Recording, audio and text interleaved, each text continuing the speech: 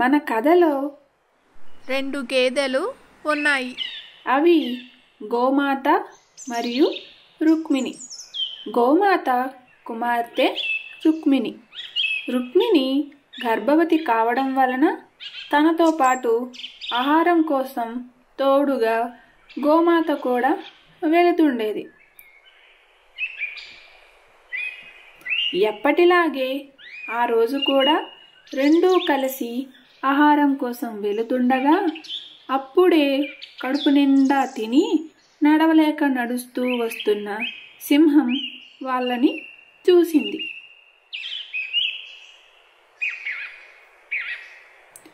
చూసిన వెంటనే ఇలా అంటుంది, ఆగండి, అక్కడే పారిపోవాలి అనుకుంటే ఇద్దరిని తినేస్తాను.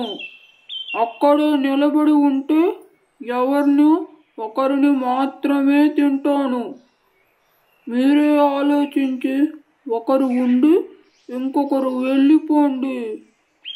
అయ్యా, నేను ఎలాగో ముసలిదానిని, నన్ను తినండి, నా బిడ్డను వదిలేయండి. చిన్న పిల్ల, తన జీవితం నాశనం చెయ్యకండి. అయ్యా, నన్ను తినండి, మా అమ్మ చాలా మంచిది. నాలాంటి ఎంతోమంది బిడ్డలకు ఆహారం ఇచ్చి పోషించింది. మా అమ్మని వదిలేయండి. రుక్మిణి, ఆగు తల్లి, నీకేమీ తెలియదు.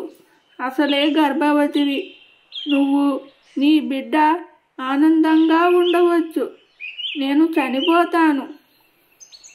వీలు లేదమ్మా, నిన్ను చనిపోనీయను. నేను చనిపోతాను. అబ్బబ్బా, ఆగండి. మీరు గొడవ పడుతూ ఎందుకు ఉన్నారు? అయినా నాకు ఓపిక లేదు. నేను నిద్రపోతాను. మీరు వెళ్ళిపోండి అంటూ సింహం అక్కడే నిద్రపోయింది. గోమాత రుక్మిణి ఇంటికి వెళ్ళిపోయారు.